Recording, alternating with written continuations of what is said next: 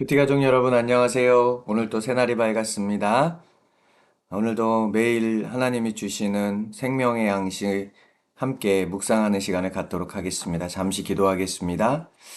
하나님 아버지 감사합니다. 오늘도 우리에게 새날을 주시고 하루를 살게 하시니 진심으로 감사합니다. 하나님 오늘도 우리에게 하실 말씀을 들려주시고 이 생명의 만나를 먹고 하루를 생명 있게 살게 하옵소서. 예수님 이름으로 기도합니다. 아멘. 오늘 하나님의 말씀은 요한복음 1장 35절에서 51절 말씀인데요. 요한복음 1장 35절에서 51절 말씀 제가 봉독해 드리겠습니다.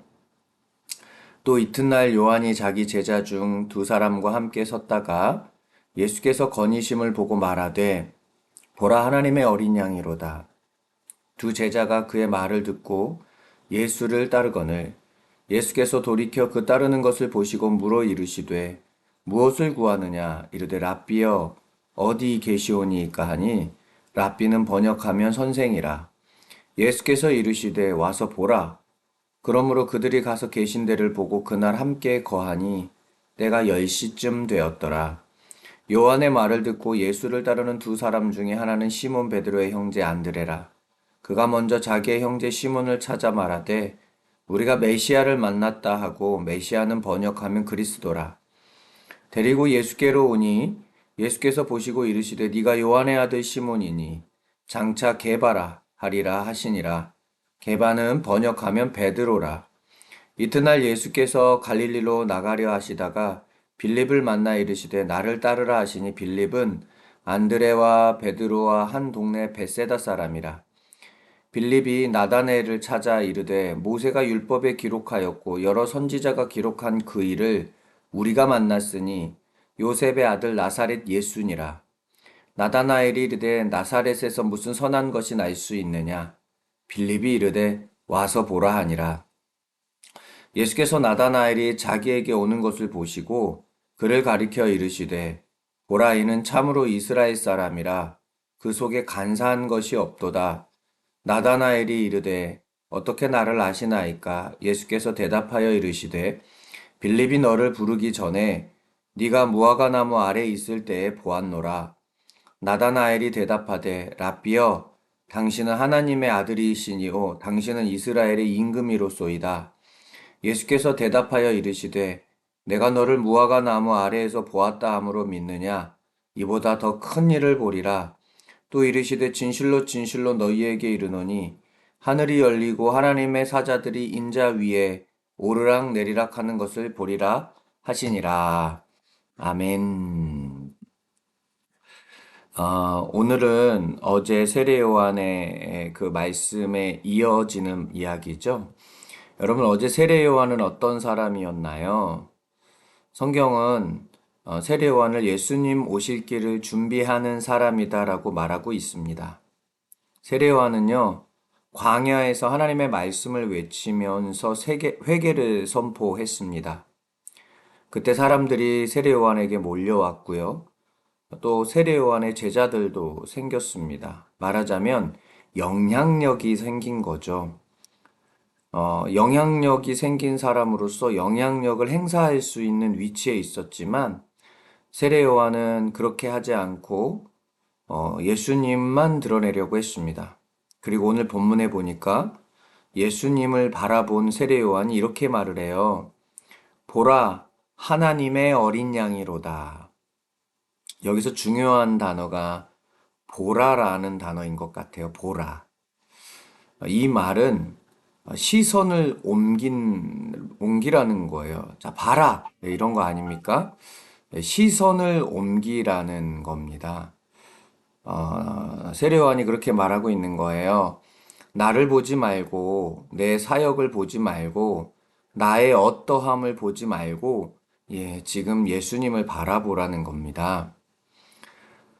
말하자면 세례 요한의 사명은 사람들의 시선을 예수님에게 옮기는 데 있었던 겁니다.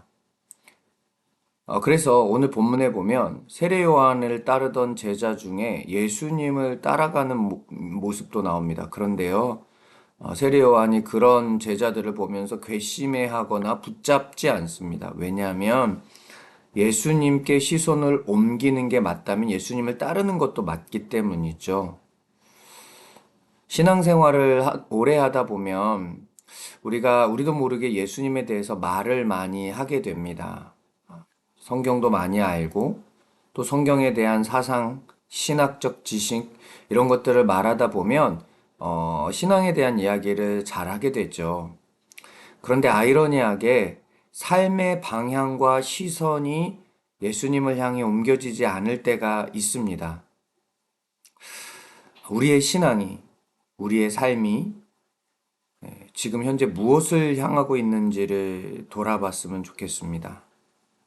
또한 우리의 삶을 통하여서 누군가가 예수님을 바라볼 수 있는 삶이 되기를 소망해 봅니다. 그런 의미에서 오늘 우리의 삶은 굉장히 또 중요한 삶이 되겠죠. 우리를 통해서 누군가가 예수님을 본다면 우리가 이 시대의 세례 요한이 되겠죠.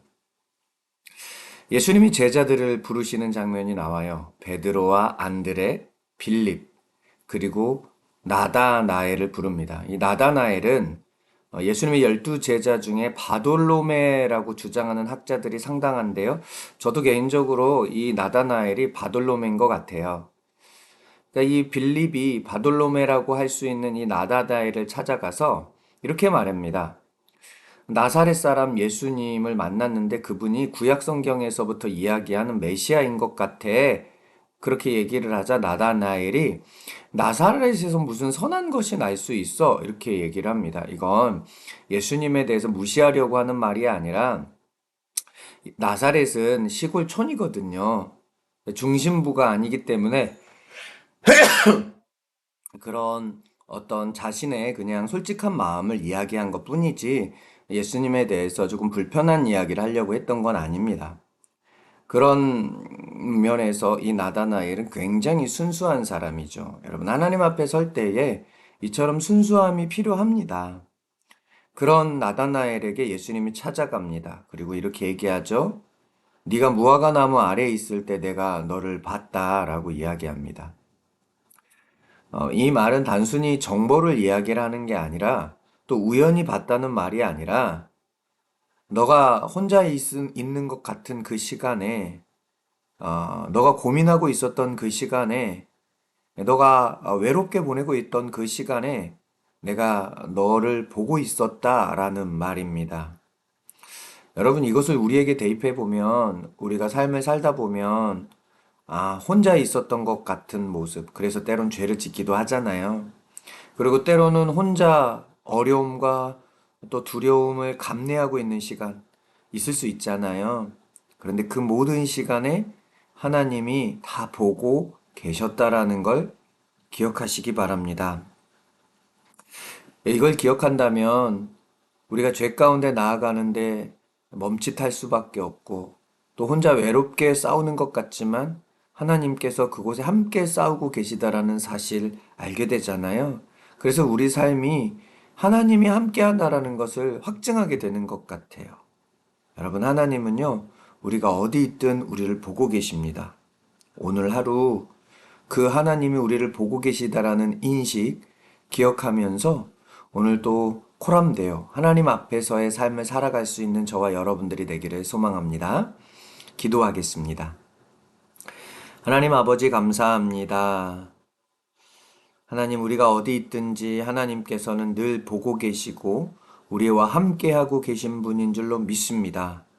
그 하나님을 신뢰하게 하여 주옵소서. 하나님, 오늘 세례 요한이 보라 세상 죄를 지고 가는 하나님의 어린 양이도다 하면서 사람들의 시선을 예수님께로 옮겼습니다. 하나님 우리의 삶이 사람들이 봤을 때 예수님을 볼 수 있는 삶이 될 수 있도록 인도하여 주옵소서.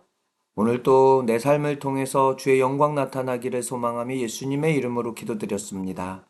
아멘. 여러분 오늘 또 말씀 가운데 거하면서 하루를 승리하시기를 축복합니다. 사랑합니다. 감사합니다.